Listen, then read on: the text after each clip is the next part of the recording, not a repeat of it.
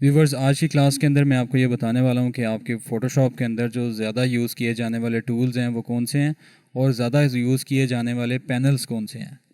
ठीक है। देखें, आपके काम के हिसाब से आप अपने पैनल्स और अपने टूल्स को यूज़ करते हैं। फ़ोटोशॉप बहुत सारे लोग यूज़ करते हैं, बहुत सारी डोमेन्स में यूज़ करते हैं। इसको ग्राफिक डिज़ाइनर्स भी यूज़ करते हैं, इसको फोटोग्राफर्स भी यूज़ करते हैं, इसको इंजीनियर्स भी यूज़ करते हैं।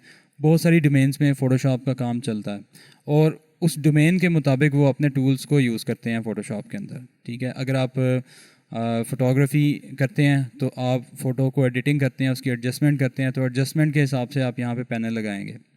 ठीक है। तो आपको एडजस्टमेंट वाला पैनल यहाँ पे मिल रहा है। आप देख रहे हैं कि आप विंडो को खोलते हैं और विंडो के अंदर आपको तमाम पैनल्स मिल रहे हैं, और जो मैं एडजस्टमेंट की बात कर रहा था वो एडजस्टमेंट्स वाला पैनल आपको यहाँ पे मिल रहा है।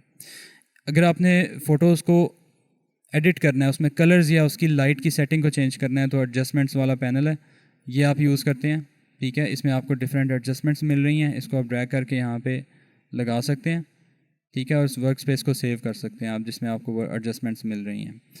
इसके अलावा आप अगर हिस्ट्री को देखना चाहते हैं, आप कोई काम कर रहे हैं, हिस्ट्री में जाके आप चेंज करना चाहते हैं या आप किसी भी एक्शन को अनडू करना चाहते हैं, तो हिस्ट्री वाला पैनल आपको यहाँ पे मिल रहा है। ठीक है। हिस्ट्री वाला पैनल इंपॉर्टेंट है। इसके अलावा आप यहाँ पे देखें, आपको सबसे ऊपर टूल मिल रहा है जिसे मूव टूल कहते हैं। मूव टूल की शॉर्टकट की वी है, मूव से वी। तो ये मूव टूल हम सबसे ज़्यादा यूज़ करते हैं फ़ोटोशॉप के अंदर। इसके अलावा हम सिलेक्शन कर रहे होते हैं, तो सिलेक्शन के डिफरेंट टूल्स हमें यहाँ पे मिल रहे हैं। ठीक है। वो हम फ़ोटोशॉप में यूज़ करते हैं। वो हमारा उसमें ऑब्जेक्ट सिलेक्शन टूल है, क्विक सिलेक्शन टूल है, मैजिक वॉन्ड टूल है। ये टूल्स इंपॉर्टेंट हैं।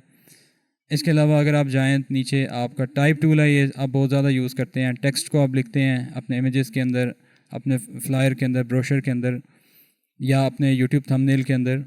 तो टेक्स्ट टूल या टाइप टूल आपका यहाँ पे इंपॉर्टेंट है।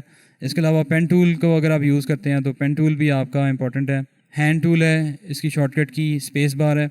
जूम है, जूम को करने के लिए हम क्या करते हैं, आल्ट दबा के स्क्रॉल अप स्क्रॉल डाउन करते हैं तो वो जूम इन जूम आउट करता है। और इसके अलावा अगर हम नेविगेशन करना चाहते हैं, मूव करना चाहते हैं, तो आप स्पेस दबा के हैंड टूल से इसको मूव कर सकते हैं।